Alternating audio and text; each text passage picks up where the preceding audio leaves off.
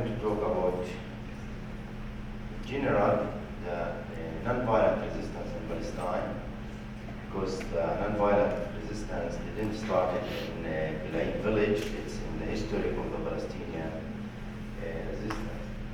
So if we go back to 1936, it was a big intifada against the British occupation at that time.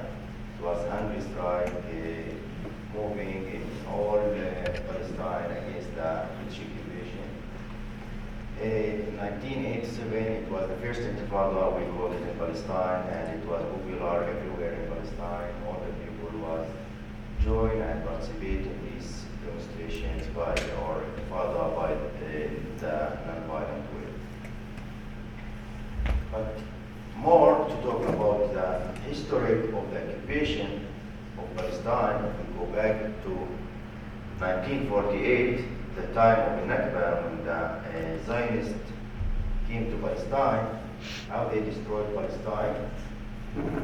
As you look to this map, it's clear and it shows the story of Palestine. When they came in 1948, they started to destroy the villages, towns of the Palestinians. In that time, we have 531 Palestinian villages and towns being destroyed to build what they call it now Israel. So in this map, 1948, before the occupation, we had Palestinians. Palestinians is Jewish, Muslims, and Christians who was living in Palestine before the Zionist occupation came. But in 1948, also, it's expected to give Israel part of the land to build Israeli state, and it was in 1948 that they established the Israeli state, where is the white, and the Palestinian state, where is the green. 1967, they came and they occupied West Bank, Gaza, and part of Lebanon, part of Syria, and Egypt. So this means that when the Zionists came to Palestine, they didn't came to build or to live there with the people who was there. The propaganda at that time was saying that land without people for the people without land. And they came to clean the land from the people to build this state, and what they called it now a Jewish state. So this is the goal of the Zionists from the beginning. And if we follow the history of Palestine and the resistance, the occupation, the situation in Palestine, we saw that it's the same way that they started in 1948 to clean the land from the people, and we have now about 8 million Palestinians refugees outside in Lebanon, in Syria, in Jordan, in Europe, United States, everywhere, because of the Nakba and because of the war in 1967. So this is important that to go to the last map and you see how Palestine become, where's the Palestinians living. And this is how we're talking about the two states now. That's in the negotiation started in 1993 in Oslo Agreement to talk about the two-state solution.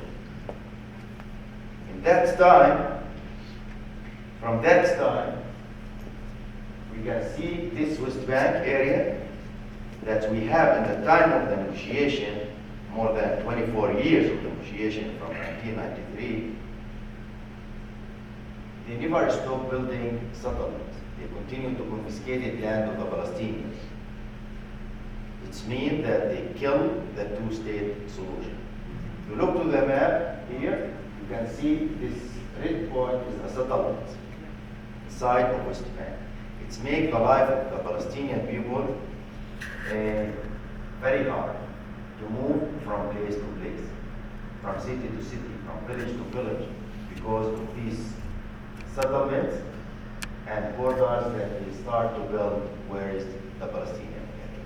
They never stop building settlements, also in the time of the negotiation. So it's important for the people to understand that the negotiation was in the offices and the ground was building and continue confiscating the land of the Palestinians. So Bil'in was part of this strategy that they used against confiscated the land of the people and built more and more settlements inside of West Bank area. So this is the red line that you can see is the apartheid wall that they started to build it in 2003. 2004 December they started to build it in Bil'in. The green line is the 1967 border, whereas 22% from the Palestinian historic land that's left for the Palestinians. But they continue from the green line and the red line. You can see we have about 8 settlements. These 8 settlements, they built it after Oslo agreement. You can see the biggest one here is Bil'in. This is the new one, it's on the land of the village. So they confiscated 60% from the land of the village, as Bil'in, my village, is a case of other villages as to confiscated the land. They confiscated about 10% from the 22% of the Palestinian land, whereas the wall. So what's left now is 12% from the Palestinian historic land after the war. And it's full of settlements and settlers. We have 700,000 settlers moved to West Bank in the time of the negotiation. That means they didn't want peace, they didn't want a solution of 2 states. They killed the 2 states by doing all this work on the ground. So this is the settlement that's built on all these land of Bil'in.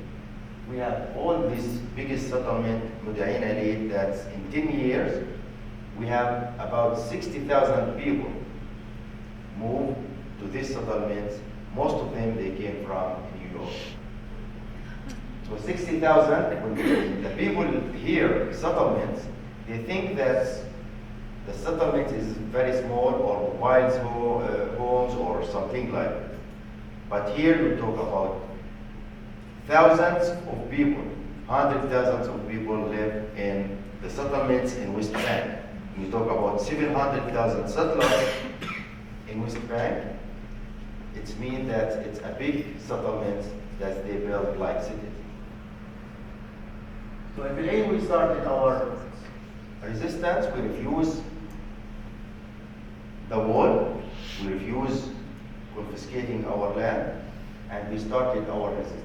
Bil'in is 16 kilometers west of Ramallah in West Bank. We have 2,000 people live in Bil'in. The land of the village is about 4,000 dunums. They confiscated 2,300 dunums from the land of the village. It's about 60% from the land. Most of the people is the farmers that they used to have the olive trees. And there is farm, there is land. When they started to build the wall, they confiscated or they destroyed 1,000 olive trees. 1,000 olive tree in Bil'in, small village. It's the economy of the village. It's the life of the people. And the olive tree itself is the culture of the Palestinians. It's the life of the Palestinians. So it's not easy for a farmer to see a bulldozer destroyed his 3,000-year-old olive tree. And it's been destroyed to build this new settlement and the apartheid wall on the end. So we started our action. When the people saw the bulldozers coming, in the beginning, December 2004, the demonstration was organized. People saw the bulldozers working in the land. Everybody go out, children, women, men, old people, everybody went to the fields to try to stop them. And it takes about 3 months like this, without organizing. We get lots of injuries, people that's died. It was daily demonstrations, every day from morning at evening. many people being arrested. Between this time, we built our committee and we decided to have the demonstrations every Friday. Since that time, more than 12 years now, we have every week a demonstration, every Friday. Every Friday we have international from all over the world join us in these demonstrations. We have Israeli activists every week that's coming and participate with us in our demonstration. We use the non-violent way in our struggle. We fight by our bodies. We put ourselves in cages, in barrels, in cylinders. We tie ourselves to the olive trees. We have many ideas in our struggle to use it to send our message to many people in the world. New ideas. Every week we have a new idea. During the days of the week we have ideas also to stop the bulldozers at early morning before they coming to work in the land. So it was a long struggle in a small village. We have many succeeds on the ground after years of our resistance in Bil'in. So every week we have a new idea to use to push the media to come, because it's very important to have the media showing the truth in the ground. And especially in non-violent way, the media is very important to show the message to many people in the world. So this is the olive trees that we talk about, more than 3,000 years old being destroyed. And I am showing this olive tree especially. It's my children in the olive tree now. But it reminds me when I was a child, I was playing there. And it's been destroyed. So we're talking about the ideas that we use in our struggle. You know what it is? Yes, it's we follow the similar stories of Palestine. We follow the news, we follow the political people, we follow what's happened in the world, and we did our ideas. So this movie is famous. Many people in the world saw the movie. So we made our people look like avatar people, and they lead us in the demonstrations. The first day was about 3 million people saw the YouTube about the demonstration. So it's ideas to keep more people, to educate more people, to understand what's the war and why they're building the wall, because you know the Israeli propaganda is very strong everywhere. They were saying that we built the wall for security reason, to protect the Israeli people from bombs, and it was all lying. If they want to protect the people, why they didn't build it in 1967 border? What about the settlers who's living in West Bank? You didn't want to protect them from Palestinians. So this was lies. They just want to confiscate more land, to build more settlements, to make the life hard for the farmers, for the Palestinians, to move from there. In Bil'in, when you have 60% from your land being confiscated, and most of the people are farmers, it means that you want the people to move. They didn't have job, they cannot work in the land. And also the water is very important. That's where the wall came, the west of West Bank. It's the big aquifer of the water.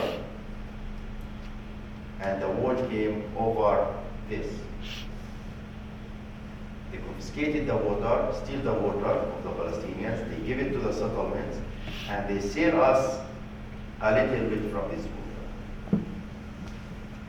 The water in Palestine has become most expensive water in the world, and it's our water. We have enough water to use.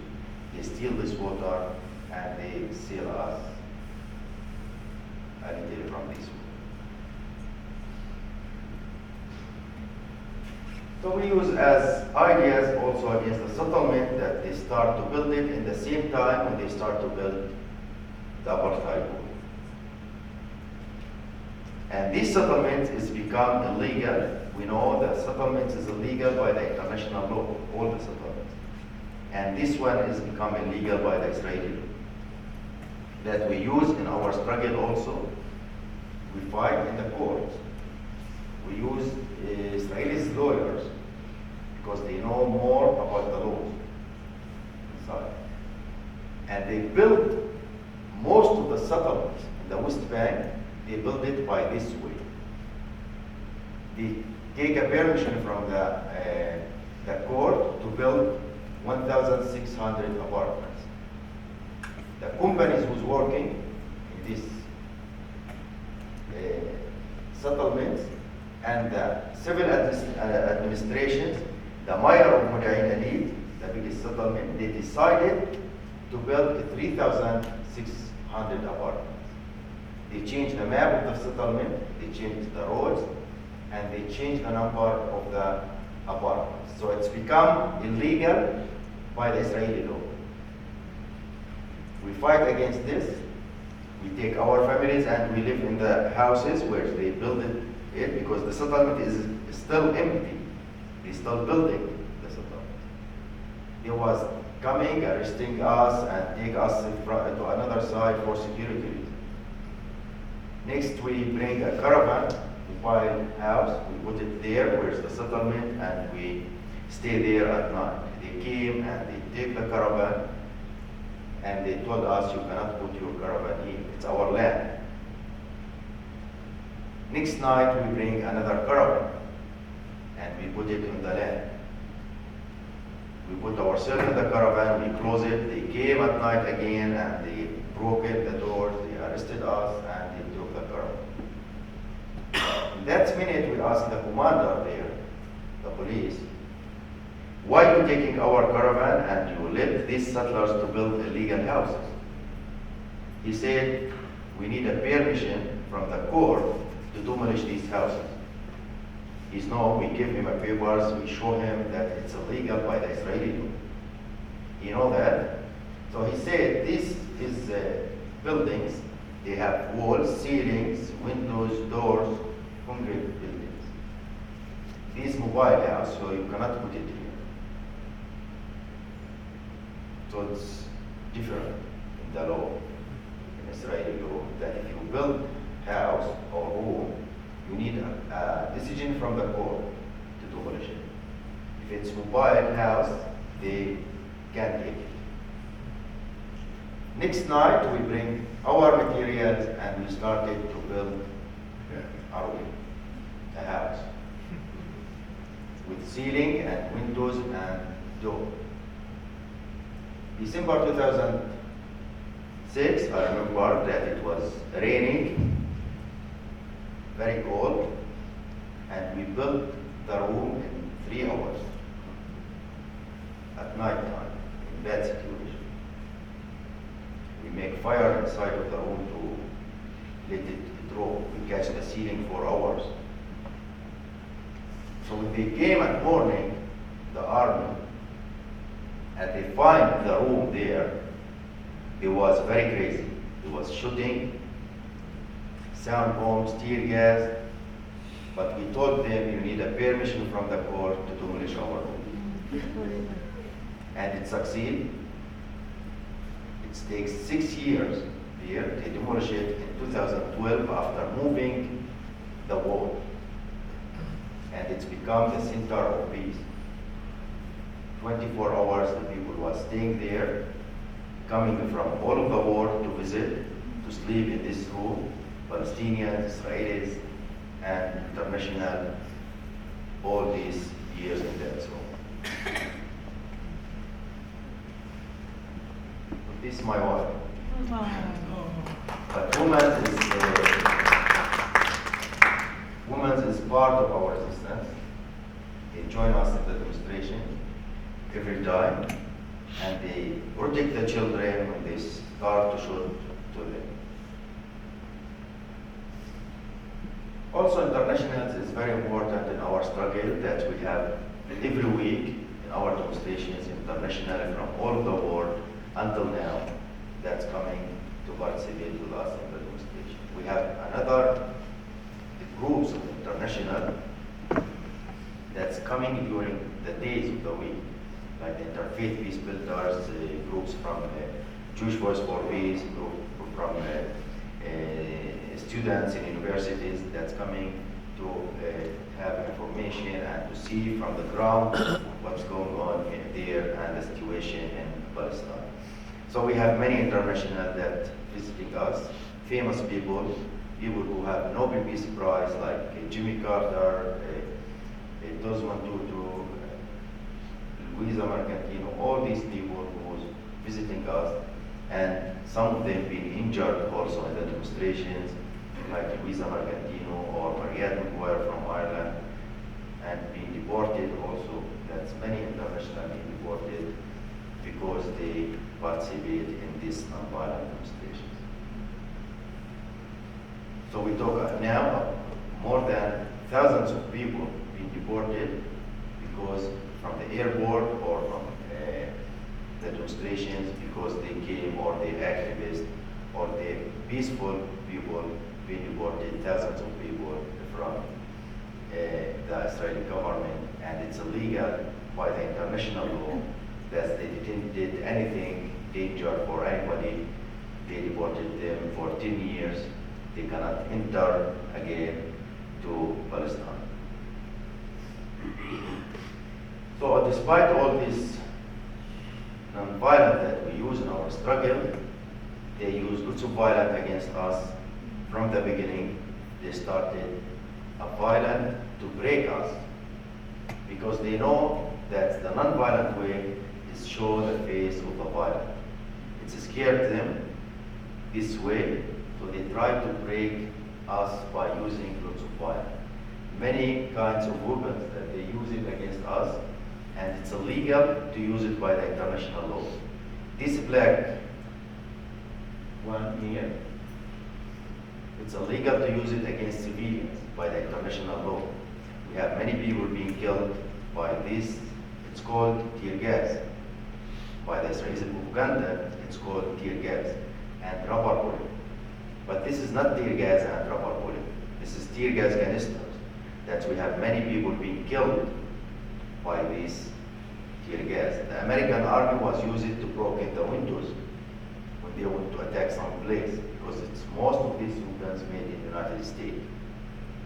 This one is made in Pennsylvania, for example, factory.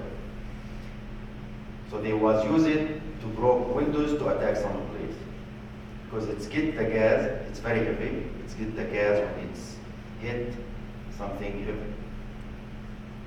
The Israeli army use it direct to the people in 20 meters, 15 meters, and 1 meter sometimes. When they shot Mustafa Tamimi from Nabi Saleh, it was 1 meter to direct to his face. So he's died in the place. It broke all his face. When they shot our friend Bassem Abu Rahman, it's make a big hole in his chest. It was 20 meters. So they use it to kill people. This and the propaganda that said we use tear gas and rubber bullet. So this is the problem. That's how many Palestinians being killed in non-violent demonstrations by these USA weapons. How much is important for the people in the United States to understand this, because this money goes from your pocket, from your tax money. It goes to kill peaceful people there. We have more than 40 people being killed in non-violent demonstrations around the village by these weapons.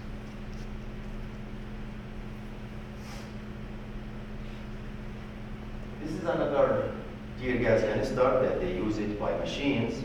They put the machines on the jeep. They can throw 210 tear gas in the same time. You can see all the area full of tear gas. These American tear gas canisters, many kinds, rubber coat steel bullets.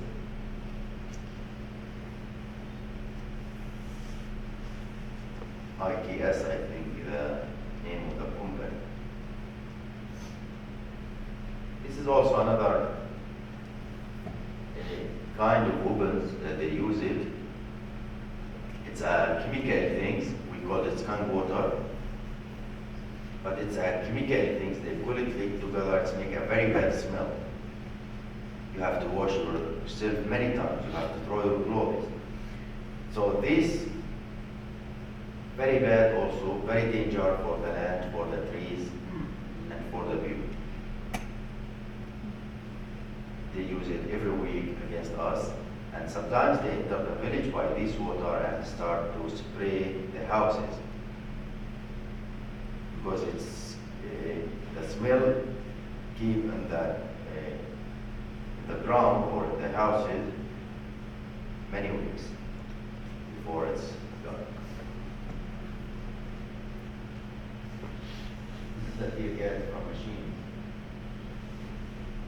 Now we have our succeed, as in in 4th of September 2007, we had a decision from the Israeli High Court to demolish the wall, and move it back 500 meters. This is the first time, and this is the first succeed that's Bil'in, to demolish part of the wall and move it. It's mean we have 1,200 dunums back to the farmers that they can use it as a farmland. They didn't demolish it in 4th of September 2007. It takes more 4 years because in that time the army and the security refused to do that. Despite the decision from the court, they refused. They demolished it in June 2011. So from that time, from June 2011 until now, we back to the land, we find lots of olive trees being destroyed. The companies was destroyed olive trees, brought it, and they was selling it also inside of the settlements, inside of the Israel for the gardens to make business and money from these trees that's left.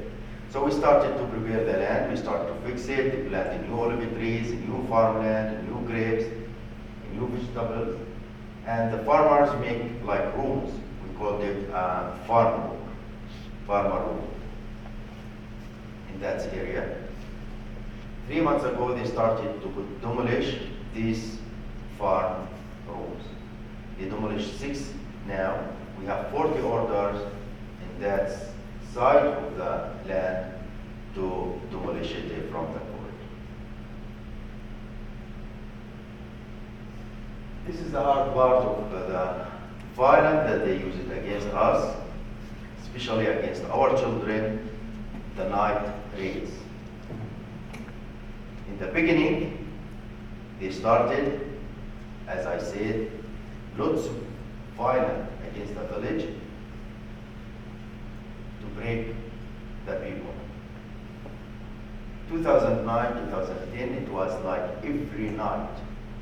In the beginning, it was every night. The soldiers was coming to the village.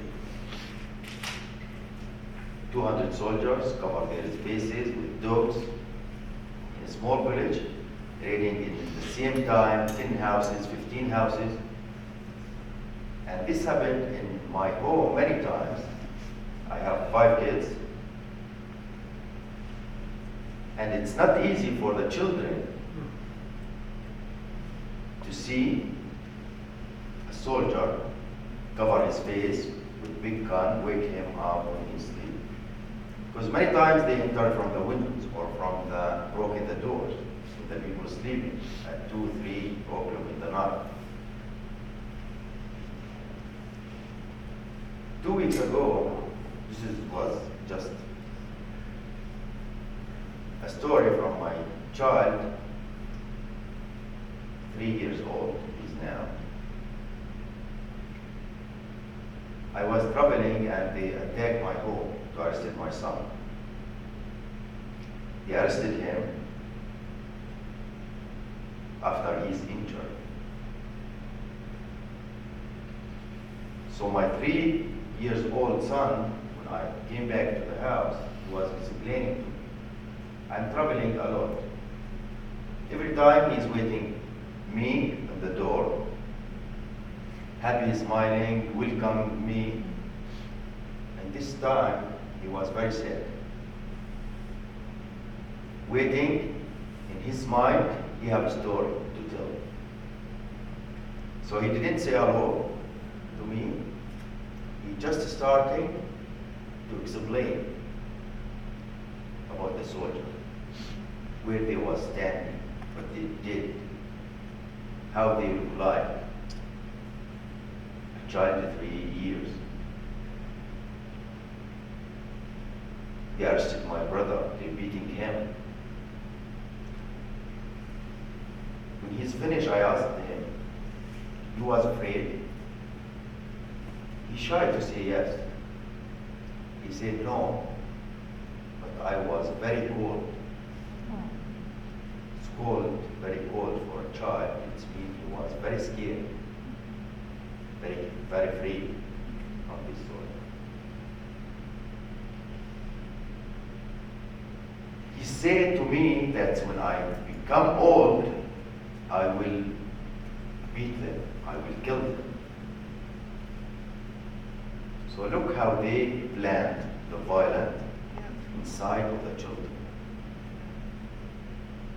We didn't teach our children to hate. We teach him love. But they came to teach him how to hate. And look, over 12 years of resistance in Bil'in, just in a small village, Bil'in, how many children being affected by these nitrates? You have many stories that the children can tell you about the nitrates.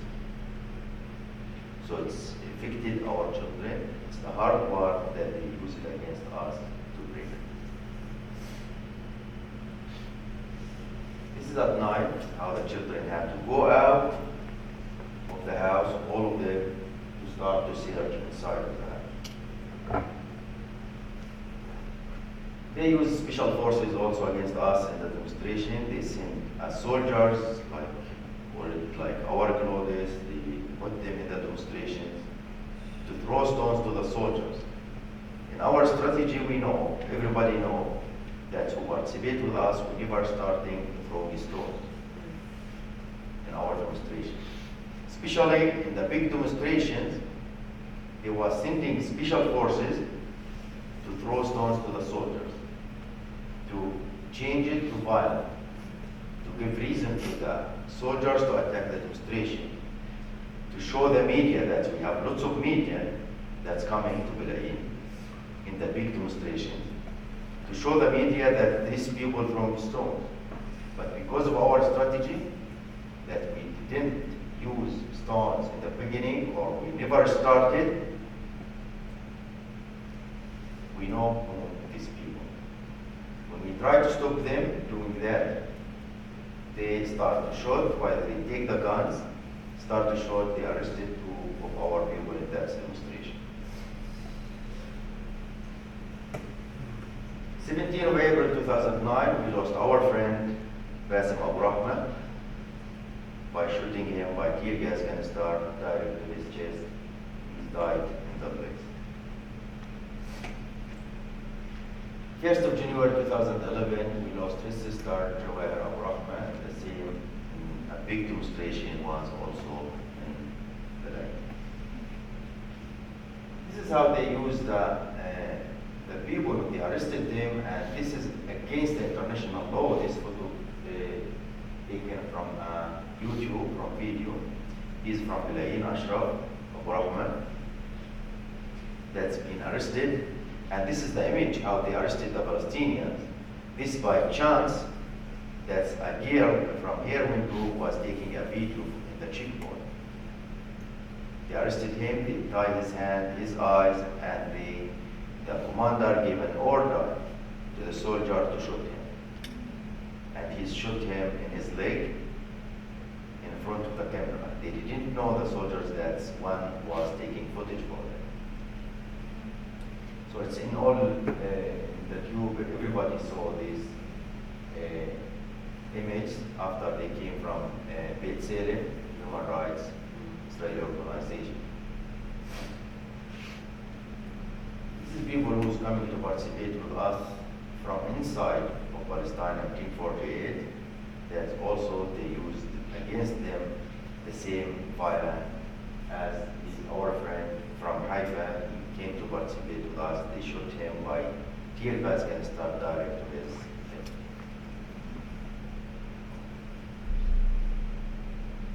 head.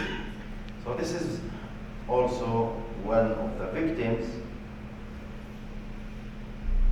Is my son, my oldest son, Matt, that he's being shot by the live bullet direct to his leg. The bullet cut the main nerve in his leg, and he's lost feeling, moving his foot until now. But 2 years ago, they shot him. And also it was like, if you study this demonstration and how they shot him and why they shot him, it's like a message that comes every time to the family, especially to me, that they want to break the way that we use it against them. Because in that demonstration, it wasn't not a Friday, it was a Thursday that people was going to stand with Gaza, to refuse the war, and the demonstration was ended. In our way back to my home, my son Max was with me, and we saw a jeep of soldiers came from the mountains quickly. He stand 30 meters from us. The commander came out from the jeep and he just shot him and went back. He's fell in front of me. I didn't know that he's get a live bullet, but when I saw lots of blood on the ground, I understand that. We take him to the hospital, also to give a treatment. For our people, it's very hard. It was a long story of a treatment. And I think because of this, he didn't have any success in his surgery. He spent 8 days in Ramallah hospital, the closest hospital to us. And we didn't have a nerve doctor in that hospital to make a surgery. They told us you have to go to take him to Jordan or to Jerusalem. Jerusalem is a Maqasid hospital. It's a Palestinian hospital in Jerusalem. And we cannot go to Jerusalem. It's 20 kilometers from us. From Ramallah, it's close. 5 kilometers, and we cannot go there. We applied for a permission to take him. They refused to give him a permission. They refused to give the ambulance or anyone of his family. So we took him to Jordan.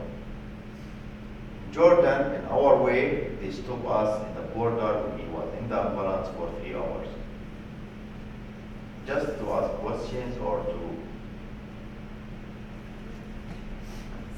yes. So we succeed to go to Jordan. He spent another week. They told us the professor who was doing the surgeries, he's in the Maqasid hospital. He had to go to Jerusalem, to the Maqasid hospital. They gave him some treatments and we went back to West Bank.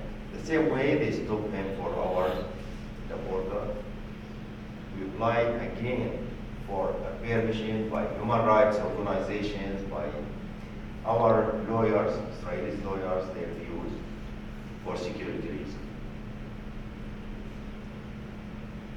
And you have to go to the theater. The Israeli security delegation In the border, they gave him a paper, invitation to meet with the delegation in the same day of his surgery. So this is how to make it hard and hard for a treatment. So we decided to take him to the hospital from other way. If we want to go to Jerusalem, we can go. The wall that they built it, and they said for security, everybody can cross. Many Palestinians cross every day if they want. It's not for security, you can go there. But what they're doing, if they catch you, they shoot you or they arrest you. But we didn't have another way. We have to go.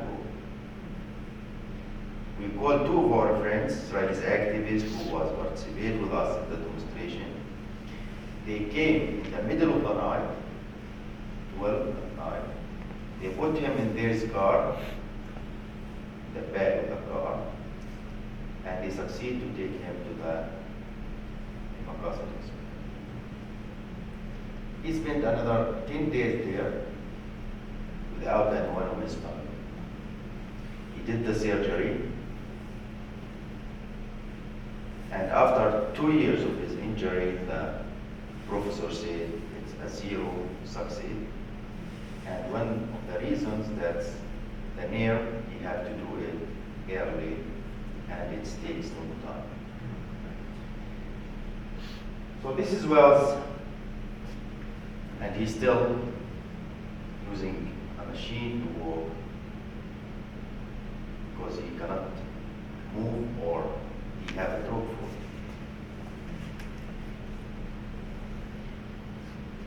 So 13 of January this year, 2017, they shot my second son, Abdul in his head by a rubber cold steel bullet. And thanks God, he's alive. Because this bullet is very dangerous. It broke his skull, and he had some blood under he's under treatment. 2 weeks ago, they came and they arrested him while he's under treatment. He's taking a medicine, he's visiting the hospital from time to time.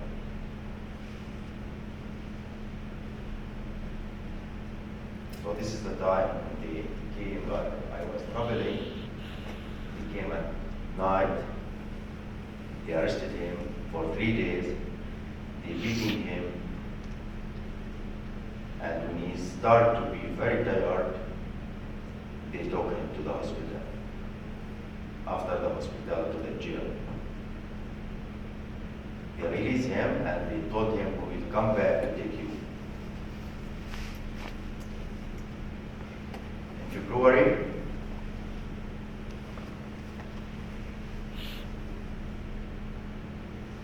so this is the message that comes, message after message.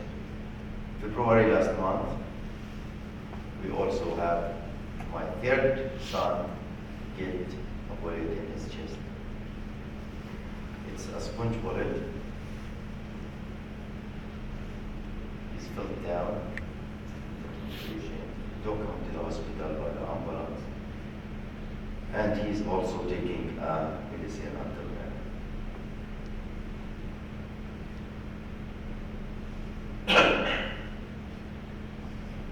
So another story of messages, I've been attacked in the demonstrations many times, I've been arrested many times, more than 18 times. And this time, the last time, last year, they arrested me. I was supposed to go to England after 1 day in my tour. And I had 6 soldiers, special forces, attacking me from my back. They didn't ask me any question. They just came and started beating all my body. They broke 2 ribs in my chest. And the way that these people beating you feel how much these people didn't want you to be here. You feel how much these people hate you.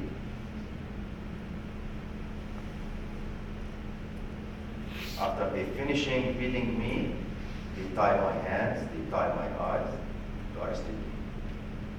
Before arrested me and tie my eyes, they spray the thing that they put it on my eyes by tear gas, by paper tear gas.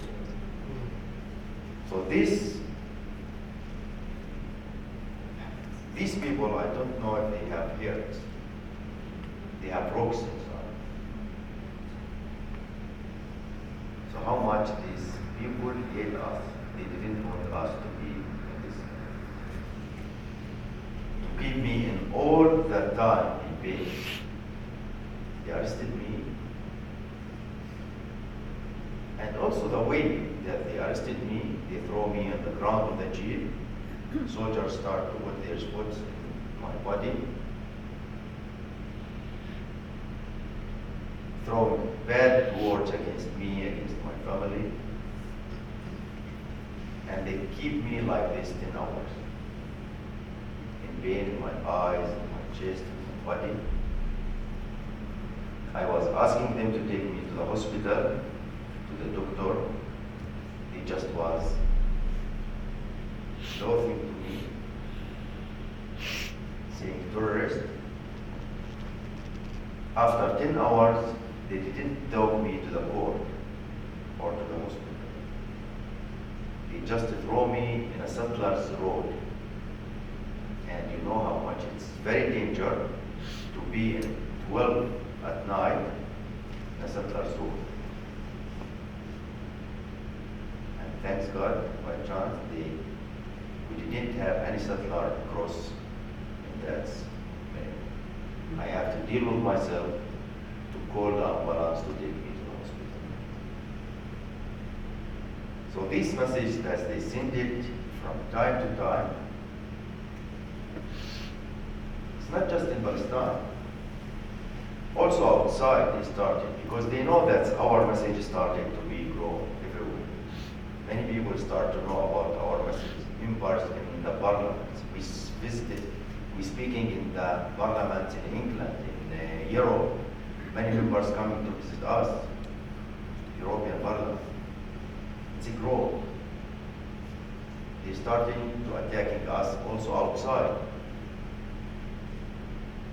A few months ago, when they report against me in England, a big report that I am anti-Semitic terrorist. And they put pressure at the government in UK to stop my visa, and they succeed. In the United States, how many times they send me a private message from the Zionist that's not come to Cleveland, for example. I will not stew. Don't come to this place. And bad words. They call him to the phones. So they follow us everywhere. Try to stop us. It's very hard life. It's very hard to continue. But we believe that this way is the only way that we have as Palestinians to reach our freedom. So by this way we can continue and we can succeed. By this way, we can have more people understand with the Palestinians and standing with the Palestinians. This is the James Lawson Award, what's my friend who I'm talking about, 2015. And my friend here was there in the meeting with the James Lawson Award and that stuff. So this, in general, about the situation in Bil'in. I'm sorry I take a long time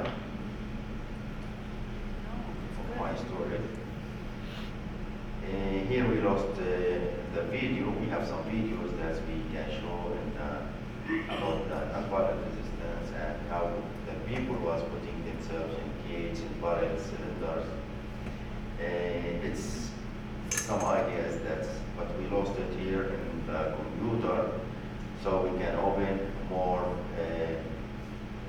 time for question and answers. Yes. Okay. So thank you. If you have any questions?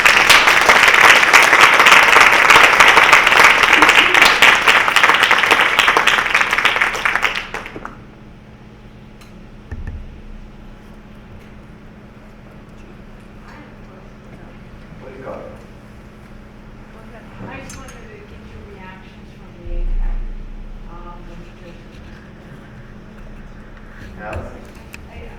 How did you feel about the demonstration yesterday in DC? Yesterday, I was there. The APEC. My school, yeah. Yes, and I told the people in the demonstration, the first word, my speech was, you guys give us hope. So when we see like these demonstrations, like these people gathering, they didn't care of the religions, they didn't care of the colors, they just everybody against injustice. It's give us hope to continue. I was last year in this demonstration and this year, and we will continue with our people, our friends, to support and to stand against the APEC, because we know how much support that comes from this organization to the occupation. Not just from the government, that's from the government that we have $4 billion a year now. It goes to the Israeli army. We know where this money goes to kill our children. We have to stand against them. The APEC, what they do, they support building settlements, wars, sending lots of money to the occupation to destroy the life of the Palestinians. And this, the idea of this lobby, Zionist lobby, is to clean the land from the people. We must understand that. Watch the history of the occupation in Palestine. You can see that. In that time, they was force the people, kill the people to move from the land, destroyed towns. In this time, they make the life more hard for the Palestinians to move from there and building more settlements. So we have to resist, we have to stand against them every time to try to stop them. We have to send message to the governments from each one that don't use my money in the war, don't use my money in the war.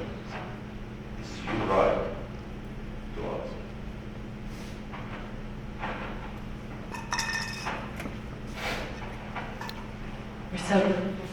You're here. A few years ago. That's going to be, speak really loud. The film Boudreaux, was that your community? Yes. Because that was a well-known film with many awards, and people felt very good when they saw it. They saw the power of the women and the nonviolence, and it looked like at the end of the film, oh, this is victory, it's settled. But now I think that there should be a follow-up, a sequel, that actually shows what is really happening and all the killings, all the attacks. That film was a little misleading, I thought. What do you think? Boudreaux started these demonstrations before Bil'in against the war, but it talks about Boudreaux itself. It didn't talk about Palestine or the situation in Palestine. Yeah. It's also a small village. As if you saw 5 cameras. You saw 5 cameras moving? Yes. Okay, it's also 5 cameras talking about the resistance in Bil'in and part of some villages around like Bil'in, and the stories that comes from the ground. Yeah. The story of Boudreaux, it's been taken by an organization, and they made the movie after they finished the resistance. They stopped the resistance. They're taking photos from here and from here, interviews and all this. Okay. But it's not the same that how 5 walking cameras being taken and making the documentary day after day. So people can see the daily life of the people. If you watch Basim Abraham, for example, when he was participating in the demonstration from the beginning, playing with the children as his life, as a simple man, a peaceful man in the village. Everybody was loved him. He's loved everybody. He was enter any home he's one. He was welcome international every week. He was the beginning every time. When he was talking to the soldiers also, he was a peaceful. He was carrying an olive tree bars, or talking by peaceful many times. And you saw how they killed him. So this comes from the ground. And it's the story in each village in Palestine that they're using a violence against Palestine. We take Bil'in as a case. But also, after our succeed in Bil'in, we started in 15 places in Palestine. 15 villages, places like Bil'in, and Saleh, and Walajak, Forkadou, and Masara, all these villages that's leading now the weekly demonstration with international and Israeli activists. So each village has their story. Bil'in is against the wall, and they succeed to demolish the wall. Nabi Saleh against confiscated the land and against the settlement, because they confiscated the water, the eye of the water. So it's different, but it's all occupation.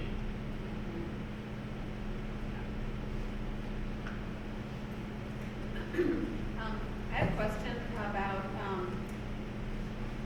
your way of opposing the wall and the settlements is through nonviolent resistance. But you were talking about how the children experience so much trauma and so much violence, and I'm wondering how you are able to sustain the nonviolent methods that you use for your protests in the face of the violence that you encounter from the soldiers and from the settlers. Look, violent and non-violent is there from long time. They're using the violence against us from the beginning, and they saying in their propaganda that the Palestinians are using the violence. It's from the beginning we have violent and non-violent. They use violence against us every time. From 1948, the occupation, the word is occupation is a violence. And they're using it against us. We use the violent, the non-violent resistance, because we want to show the violence as we used it before. But this time, that it's grown in our areas, in our villages, people start to understand how to show the violence of this army, of these people, by this way. That we believe in non-violence, and we use it in our life, the non-violent. We use it in our life as a Palestinian. But violence comes every time from the Israeli side. But how we show it to the people outside of Palestine. That we succeed in some ways to show the violence by this non-violent way. And we believe that we will continue the non-violent resistance because it's the way of the freedom. It's not easy, it's very hard. It's very hard to keep your children in this situation. I live this life and I see my children. But there is no other way. We have to continue. I hope that, and I'm fighting for a better future for my children. Why we fight? Because we're looking for a better future. And I hope it will come soon.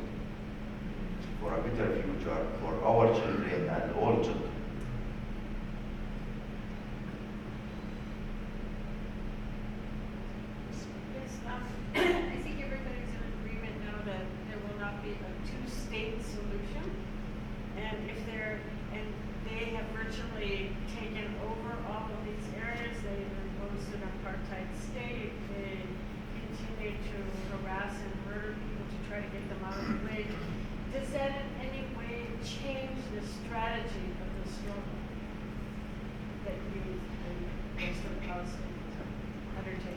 Yes, they killed the two-state solution. There's no Right, more. realistically. Yes, For a there's long no time. more talking about the two states. Because if you look, where's the Palestinian state? Right, where is it? It's not there. It's already one state, but it's an apartheid state. There's no justice, no rights for the Palestinians, still under the occupation. So if we want to talk about one state is the only solution that we have. One democratic state. Right. Have justice, equality, freedom for everybody. Yep. This is the only. And we know that they didn't want one state or two states. They want one Jewish state. This is what they wanted and what they call it now. They didn't want a democratic state or two states. So the only way is to fight, to put pressure on the governments, same as what's happened against apartheid in South Africa, to boycott the occupation, to boycott the apartheid. And we succeed. We stand together outside the people, to get more people to understand the story, we will be succeed. We saw that it's growing. We saw it growing a little bit, it's give us more hope. So we have to work here in the United States, in Europe, everywhere, to get the people and to resist against the injustice. Yes. First, thank you so much for taking the time to be here. I think we all very much appreciate you being here and your bravery and just your persistence. I noticed when I was watching the presentation how the picture where people are painted as avatar captures my attention in a new way, even though I'm familiar with the issue quite a bit. And I think today it's so challenging to get people's attention, especially because there's news, there's fake news, and there's, for most people who don't feel confident that they can understand what's happening in the Middle East, a picture like that stays in people's imagination, and I think they say, I want to know more, but also they can tell these are the good guys. And I wonder if you could talk about creativity. How do you, in this very horrible situation, how do you bring creativity into your strategy? Because that seems like very effective when you bring creativity and art in that way. Yes, it was our way from the beginning. We started the creative idea. Because in the beginning, when we built our committee, we thought that we want to bring the media. We want to bring more international and Israeli activists to participate with us. We didn't want the media to have the same image of a demonstration. You will lose them. But every time we started to think that we want to bring more people, more media to our demonstrations by doing something new for them, new image for the media to come. So first we tie ourselves in the olive trees. All of us, it was a farm of olive trees, and the idea came when they sent a message that they want to destroy this farmland to build the wall. So what to do? We start to think, and it comes to our mind that we can tie ourselves in the olive trees as fighting by our bodies. And we called the media to come before one night. We called the media, we called the international, the Israeli activists to be in that area. We find that before we go, we find lots of media that came to show the demonstration live. It's the first time, a small village, to have international media from all over the world and to have Israelis media. So it it was succeed from the first idea that we use. It's give us more power to search for other ideas. So it's become like every week we have new ideas. Next, we put ourselves in cage in front of the bulldozer. In cylinders, we tie ourselves in cylinders, and we put ourselves in barrels as came ideas week after week. And the committee is open for everybody to come and to bring us, for us, his idea.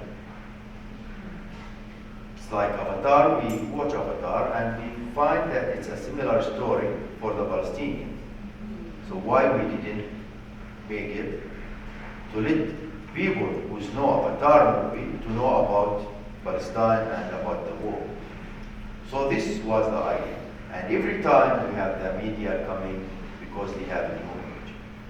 And this is how we become Bil'in as a famous in the media and the case of the nonviolent resistance.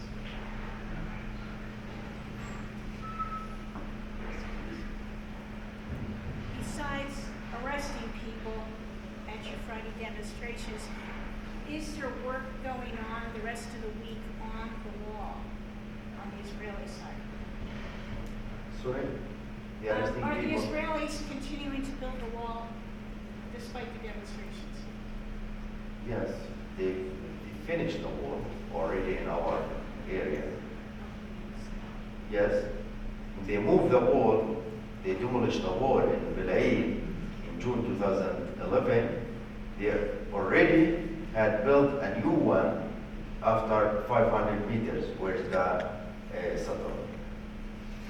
So they continue to build the wall. They finish it in many places in Palestine.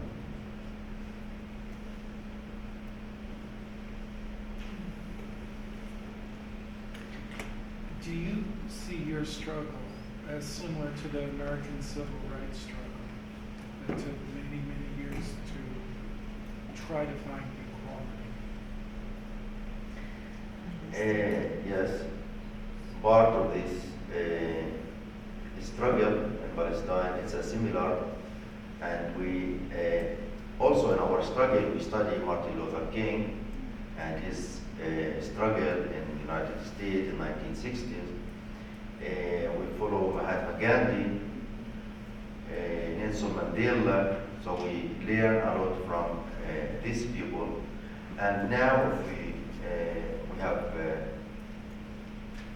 contact with the struggle now in the United States with Black Lives Matter, with Standing Rock. So we have connection between the struggle in Palestine and these people. We try to meet with them. We contact many of them. Last time I met people in Atlanta from Black Lives Matter, in Pittsburgh, in Chicago. So we have this year we had a big group from Black Lives Matter came to Bil'in and participated in the demonstration. And also it was published in all the media here in the United States. So there is a contact between the struggle in Palestine and other struggles outside.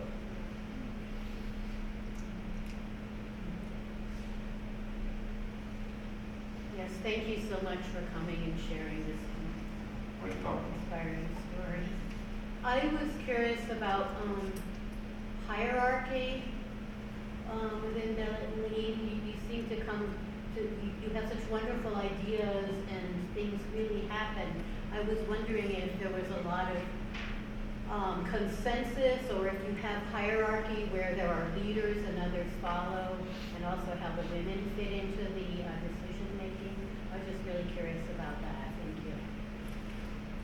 I don't understand the question exactly. Do you understand How you make your hierarchy? decisions. Like, do you have leaders like this, and you have a top leader and officers, or does everybody share in the leadership that they make such good decisions? It's not leaders. We are all the same. We have open committee. Our committee is open for everybody, but not everybody who is sitting in the office. Everybody who is in front of the demonstration. We didn't have offices. our office is under the olive trees. We meet under the olive trees. We decided there. We have women also in our committees, and it's open for everybody who want to join.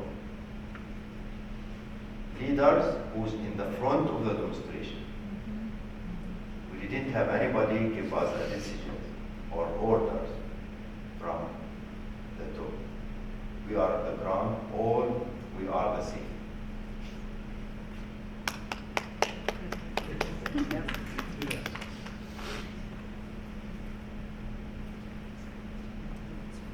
Are there any more questions?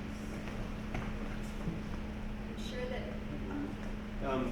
When you had the success against the wall, did you notice many people from throughout Palestine sort of coming to you and saying, "Tell us more about your strategy"? Did that convince a lot of people? And Look, it was a big victory in a small village. It was like weeks after the succeed.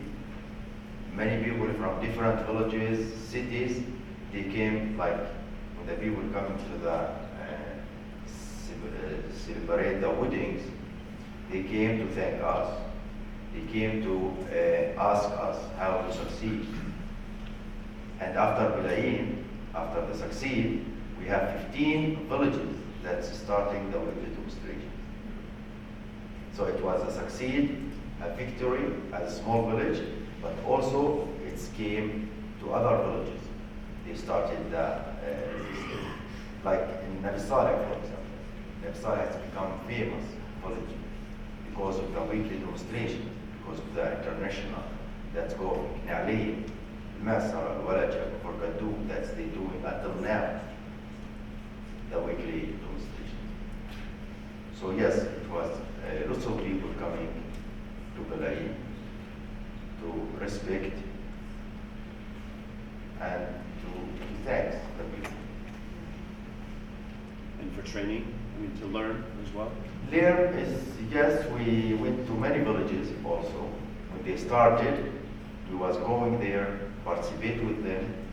They was coming to us, participate with us to learn more about the struggle, especially the creative ideas.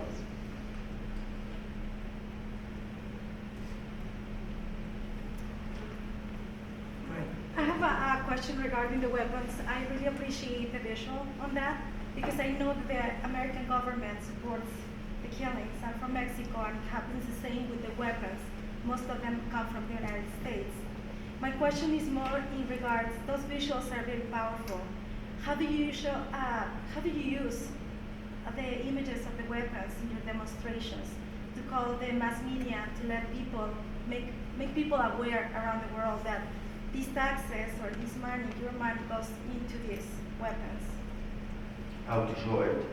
Like if you use the visuals about the weapons, like the canisters that are from American companies or are bought by the American government, if you use that in any of your demonstrations, or if you use them to call the public, to let them know and make them more aware. We did that many times. We make peace signs of the weapons that they use it. We make trees. We make many ideas. Wow. In the big demonstrations, we make like a museum of the weapons in a big demonstrations for the people who's coming from outside to see what they use against us, the name of the companies. And we have a new idea now to bring a big map for the United States and to put each canister, where is the company working in. For example, in Pennsylvania, we put the tear gas canister. In other state that was made it, we put this on the map of the United States, so people can see that. So we use all these also because we collect each demonstration. We collect lots of tear gas canisters and rubber bullets. If you go to the ground, where's the demonstration, you will see lots of tear gas canisters on the ground that they use. And many of you who came there, they saw the ground, how it's full of weapons there. I thought it was interesting in the photo I saw of the olive trees that have been planted in the canisters. Isn't that in Bil'in? Or is that somewhere else? We have flowers. That's what we Flowers. have. It was hundreds of flowers from the tear gas canister. Bravo. It's the idea to make our children also to start thinking that they use a violent, but we change it to beautiful. Just wondered if you'd ever met any of the workers at the factories in the United States who made the weapons. Workers, Like if you ever had a conversation with American workers and said, you made this. not yet, but I hope.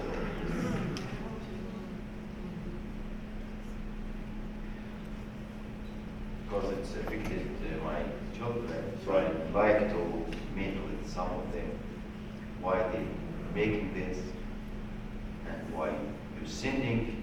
I'm sure they didn't have any answer, Right. but I hope to meet some of them. It would be powerful to ask. Were you able to meet with any congressional staff members? I met with many members in European Parliament. I did a speech in parliaments, Denmark Parliament, in British Parliament.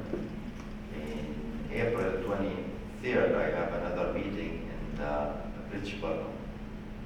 In the United States, we never make any congress. They're coming to Palestine. Every year they bring 80 members. But by the APEC, they take them to hotels, they take them tours, they pay for them. But we never had anyone came to the side of the Palestinians. We have just Jimmy Carter who visited us to Bil'in, and he said it was 2009, and he said that this is apartheid war, this is apartheid country. When he came back to the United States, the Zionists and the media attacking him. But we hope we can open ways, because also we didn't have any problem to meet with political people to educate them about the situation from the ground.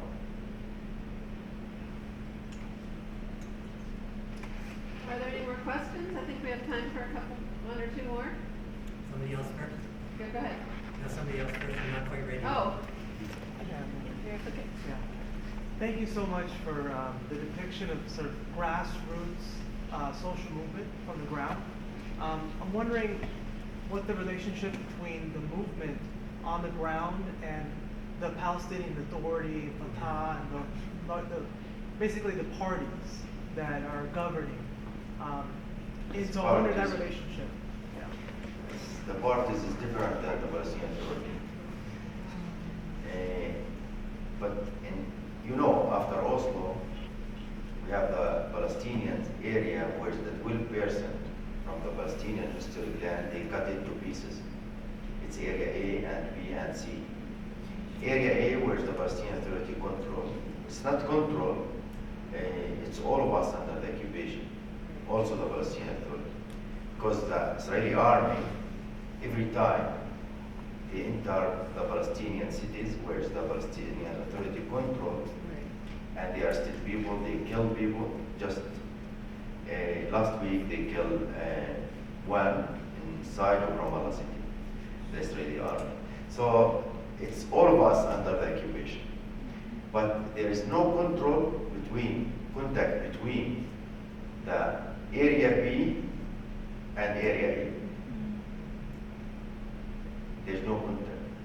And also the Palestinian Authority and Oslo agreement, they agreed to didn't support the resistance. So they didn't support, there's no contact between us. The leading comes from the ground.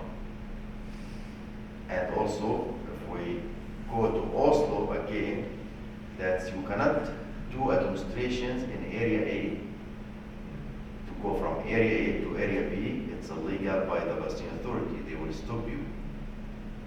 And this is one of the problems that we have in Palestine, that there is no connect between the resistance and the people themselves and the Palestinian Authority. The parties, all of the parties participate with us in the demonstrations. When we invite to a big demonstration, they come. But we never have any party who's take a decision to lead or to be part of this resistance until then. So the popular committees who's leading from the ground.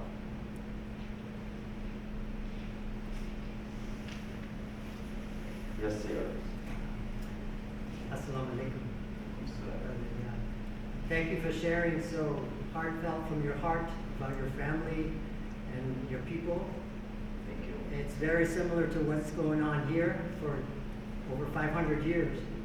The same kind of atrocities, war crimes, crimes against humanity. And the Palestinian people are like the Indians of the Middle East. So they're the victims now. And sadly, all of this is hidden from the world and from the American people in particular because of the control of the media, the control of the government by the heavy-handed Zionist control of the media and government. And we know that, or some of us know that, or are starting to wake up to that, especially AIPAC, the ADL, and Zionist control of Hollywood as well, and all the films that are made, like Real Bad Arabs. A documentary shows how the media is being controlled in films. So it's very difficult what we can do as Americans to address this. So I want to know, are there any Palestinian leaders that are petitioning the U.S. government leaders, even though it might be fruitless,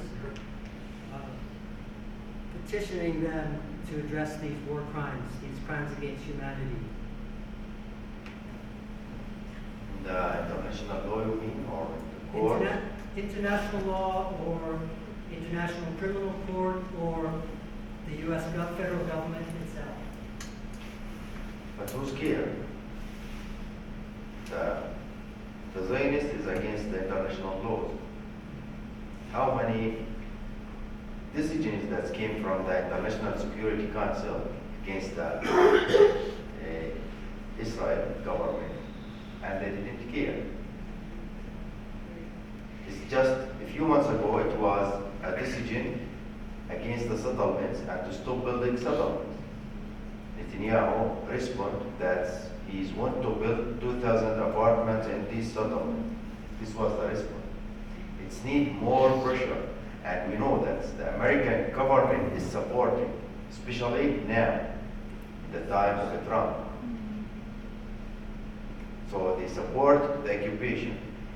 We need a change from the people. We don't believe in the political people. So we believe that the change will come from the people. And it's the time for the United States to wake up. I don't understand why the people like this. Crazy. Why you choose Trump? Serious. Why? You're talking about peace and justice and equality and democratic and all this stuff. So we can understand that the Israelis choose Netanyahu. But why American people choose Trump? They didn't. The majority didn't. It's for American people. I know that we are Palestinians. Hillary or Trump, they are the same. That's right. Yeah. That's right. For us as a Palestinians, but for you, who's worse? So I think it's not, as a Palestinians, we want to see the change in the ground. We don't believe in the United Nations. We don't believe in United States. We don't believe in International Security Council. We didn't believe in any political people. We want to see change on the ground. If you ask any child in Palestine, he's want to go to see the sea. Palestinian children cannot see the sea. And it's 20 kilometers from us. They cannot go to Jerusalem. So if you go and ask a child in Palestine, he want to say, I want to go to sea without borders and checkpoints. I don't want to see a soldier in my way. So this is the things that we have to think about to educate people here in the United States. But I feel that here it's a grow and many people start to understand.